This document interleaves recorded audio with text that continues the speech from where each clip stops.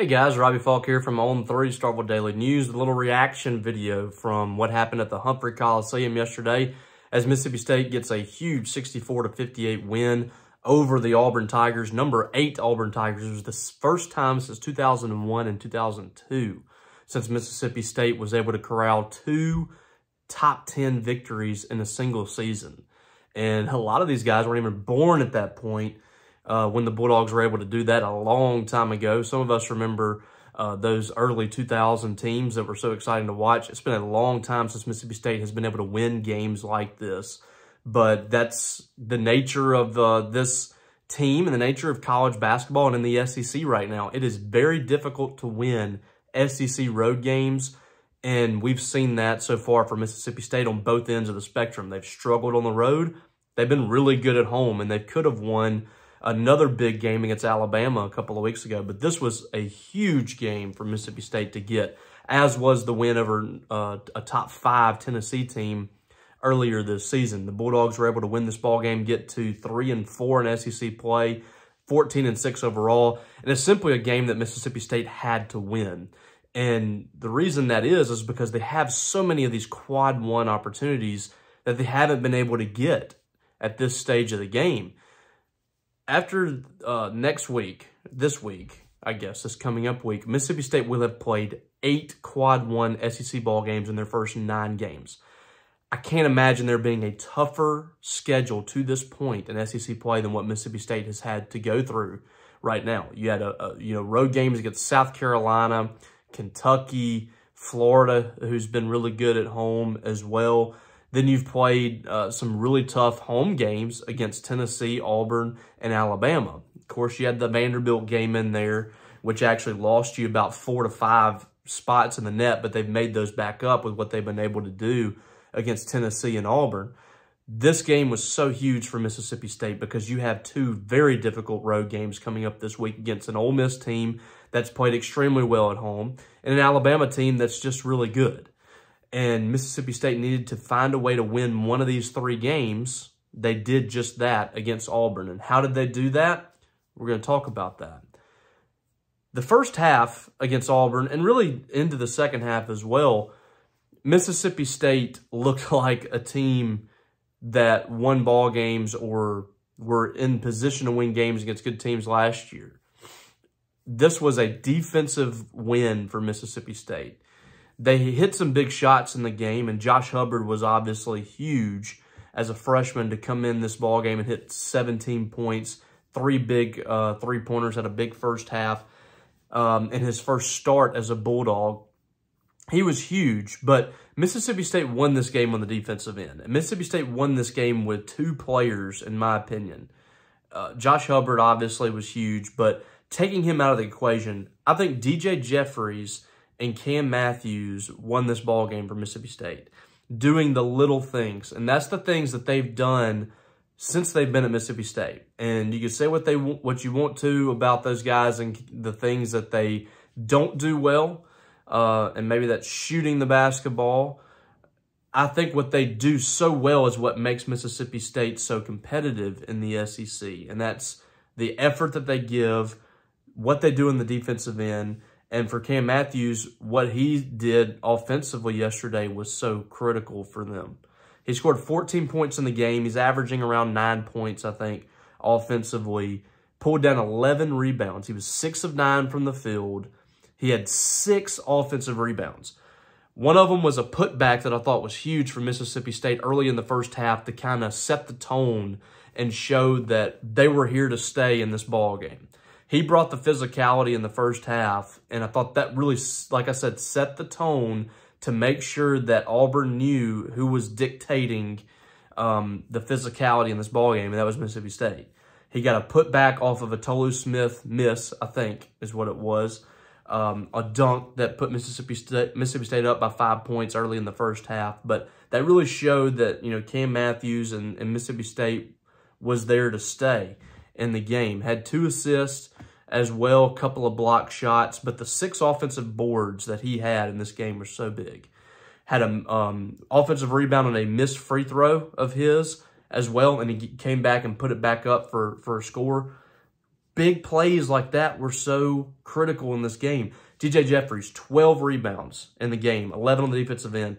There were so many possessions where Auburn would have a three-pointer that was a long rebound. Mississippi State would get the rebound, and more often than not, it was DJ Jeffries making those plays. Down the stretch, he was huge. What he did down the stretch, rebounding-wise, so big. And it's things like that that you don't really look at. 1 for 5 from the field, 0 for 3 from three-point range. I mean, you look at the box score there, 5 points, and you say, well, he didn't really do that much. We played 30 minutes, and he ended a ton of possessions by Auburn by what he did on the defensive glass.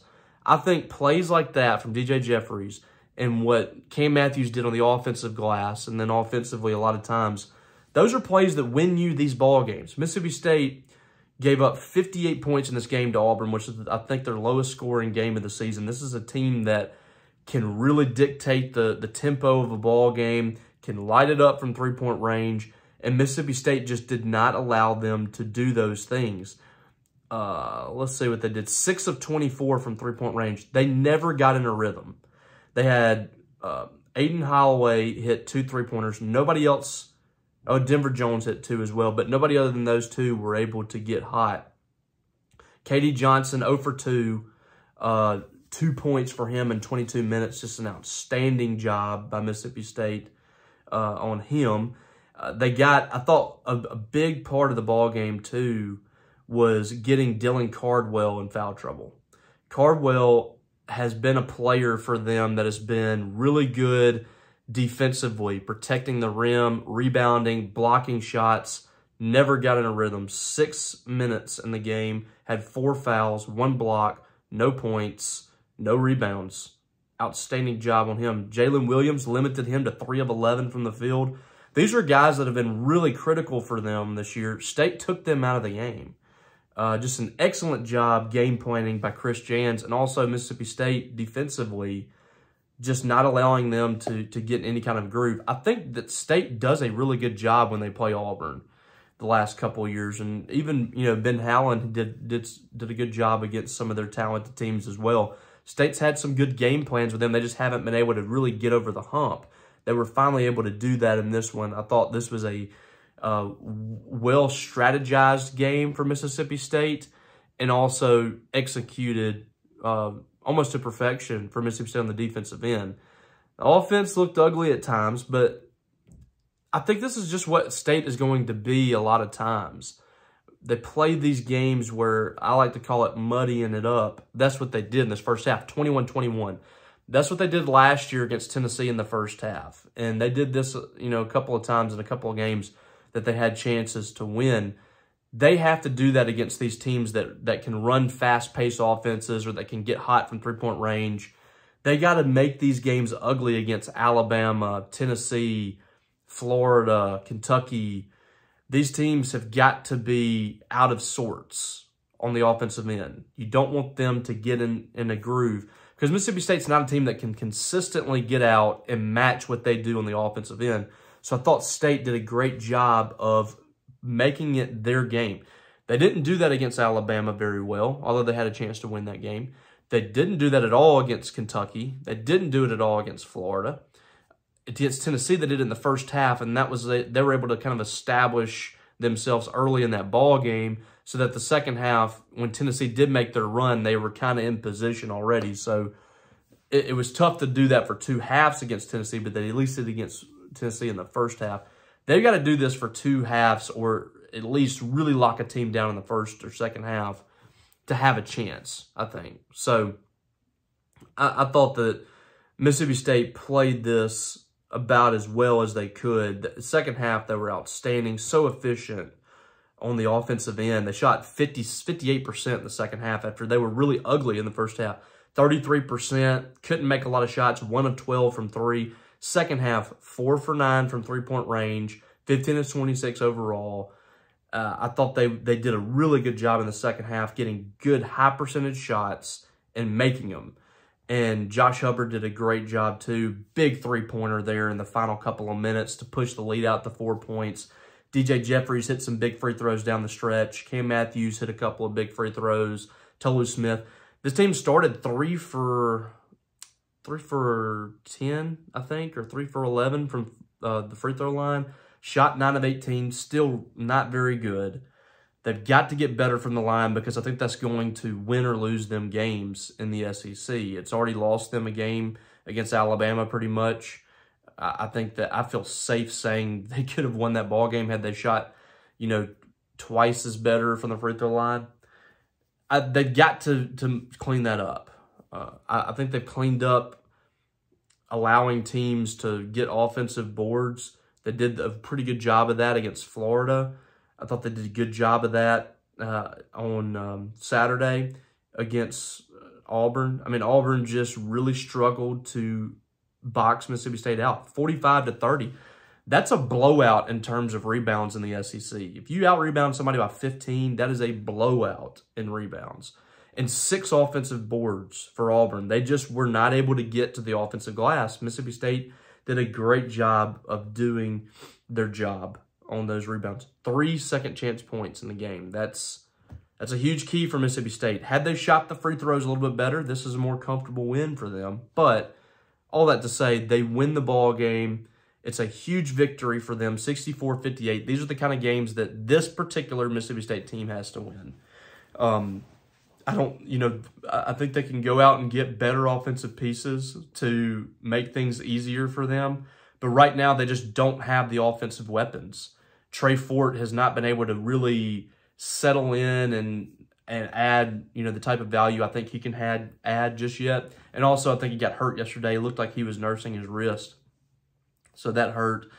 But basically right now you have 2 guys that you can consistently count on scoring points for you. And that's Tolu Smith and that's Josh Hubbard. And everybody else, you just got to hope on any given night they can come out. Cam Matthews was a big lift for you. I thought Shaquille Moore was really good, 12 points in 29 minutes. Coming off an illness at Florida, you got to give him a little bit of a reprieve there because of the illness that he had at the Florida game. And I thought he came out in this game, defended well, made some big plays for you, had 12 points. And it was a night where Tolu Smith was struggling. They tried to take him out of the game, and for the most part, they did. 9 points, 8 rebounds in 34 minutes. There's going to be nights where teams are going to completely try to take him out of the game plan. And I know a lot of people have said, well, he just disappears against good teams, which isn't true. That's just the nature of Mississippi State in their current state. They just don't have a lot of offensive weapons that can take pressure off of him where teams can double team him, clog the paint. There's not a lot of guys that can really hit shots, but Josh Hubbard is a guy that can, and he hasn't done it a whole lot in the last few games. He's hit a cold spurt, but this game I thought he did a great job, and he hit some big shots in the second half. And he's a guy that's going to continue to shoot. There's going to be nights where he's, 2 for 12 from 3. There's going to be nights where he's, 7 of 12 from three-point range. You got to live with those nights. And for Mississippi State, I thought this was just a game they had to have. They got it. Now, looking ahead, it can be difficult here again. You have a little bit of a chance after this week to pick up some momentum. And, we'll see what happens this week. They could easily win at Ole Miss and Alabama. Those are games that they can win. Will they win those? It's going to be tough. They haven't shown the ability to go on the road yet and win tough road games in difficult environments. I think Ole Miss is going to have a good student crowd. There was a ton of tickets left still on the secondary market. So I don't know what the crowd's going to be like. Sounds like a good portion of Mississippi State fans are going to be there. I expect a great student turnout there. They haven't had a great season ticket turnout to this point, but we'll see what happens there. I still think it's going to be a tough atmosphere to play in, and that's been a very difficult place to win for Mississippi State, and this year's been a difficult place for everybody to win. Ole Miss is undefeated at home this year. They're playing a lot better basketball. They went on the road and got a big win against A&M. This is a team fighting to get in the NCAA tournament. Their metrics are not as good as Mississippi State's right now, despite having a better record. But Mississippi State is playing a quad 1 game again. This is another opportunity to get a quad 1 win. Could be their 3rd quad 1 win in SEC play. and that would be monumental for them and their chances of getting in the NCAA tournament, which I think are still really good, but you got to win games. You can't just expect to get in the NCAA tournament with no SEC road wins. They got to find a win or two here. They don't have to go and win 10 or 11 or 12 SEC games. I think this team can get in with 8 SEC wins at this point. But you want to start stacking wins and building a resume. You got Ole Miss this week on Tuesday night, 7:30 inside the Pavilion. And then you got Alabama, 7:30 on Saturday on the road. And, like I said, it's going to be tough. But Georgia at home, you're playing that one at home. Georgia's been really good this year, but that's a home game. You've played well at home. Missouri's been really bad. You have to win that game on the road in Missouri. And then you got Arkansas, who's been really bad. This is a 3-game stretch. And then with Ole Miss coming to Starkville, playing at home, really 4 games that I think Mississippi State needs to win. I think they need to win all 4 when you look at that stretch. And they're attainable because you got Kentucky coming up, you got LSU, you got Auburn on the road, you got A&M on the road, and then South Carolina.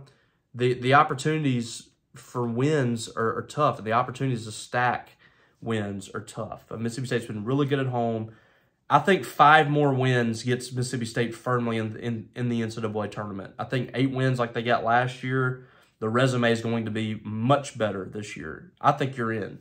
If they can win 5 more games, I really do feel good about Mississippi State's chances of getting in the NCAA tournament. And so this is the time of year where you're already starting to kind of count wins and kind of see, how things stack up for you. I think their metrics are going to be really good if they can get to that 8-win mark. But it truly is a situation where you got to take it one game at a time. And every game that comes up is a big one for Mississippi State. Every single one of these are going to be huge for them, either from a resume building standpoint or trying to avoid a huge hit on their resume. And that's Arkansas and Missouri for the most part. The Missouri game wouldn't be, a complete killer since it's on the road, but it wouldn't be a good loss for you at all. So those 2 are huge for Mississippi State. They need to get those 2 for sure, and then find a way to get 3 more wins, basically. But you want to get as many as you possibly can, but I'm just thinking in terms of the benchmark of where you need to get. I think that's where they need to be. So we'll see if they're able to do that. The SEC this year is just an absolute gauntlet. You have 3 teams that you can't lose to in Arkansas, Vanderbilt, and Missouri. And those 3 teams are going to beat someone this year, or at least one of them. They're going to beat somebody this year that doesn't need to lose to them and going to ruin their season. The SEC is tough enough where those 3 teams can win a game like that. And then everybody else, I think, is just a solid to really, really good team. So no game is easy in this league. There are no gimmies. This is going to be a tough stretch. And, we'll be there to provide you info on that. The women have a big game coming up on Monday night. Defending national champions LSU are coming to town. That's going to be a huge atmosphere, whiteout. I'm expecting over 7,000 people there. Should be a great atmosphere. LSU's coming off a loss against South Carolina. Mississippi State's coming off a big win over Florida on the road. This is a big game for Mississippi State. You win this game and you put yourself in really good position the rest of the way, because I think they're going to be able to stack some wins in the back half of that schedule if they take care of their own business. So that one's coming up 6 p.m. ESPN2 on Monday night. It's going to be a fun game, fun atmosphere. It's going to be a tough one for Mississippi State. They're going to have to play near perfect to win that ball game, but they're capable of doing it. So we'll see if they're able to do it. More coming to you on Thunder and Lightning this week regarding basketball. On 3, we got some great stuff on Maroon and White Daily. Paul Jones has you covering the MSU men's beat. I'll be with him on Tuesday night, providing some secondary coverage from that game as well. I'll be there on Monday night covering the women's team. Paul's got some more coverage on recruiting. Great official or unofficial visit weekend for this 2025 class. Mississippi State had some of the top offensive linemen in the country there this week. Kylan Deere from Quitman was there, one of the top running backs in the country. It was a really productive weekend, again, for Mississippi State on the recruiting trail, and a lot of those stories going to be coming out in the coming days. Paula's got you covered there. So make sure you're subscribed. If you aren't subscribed, what are you guys doing? Come join us. We love you.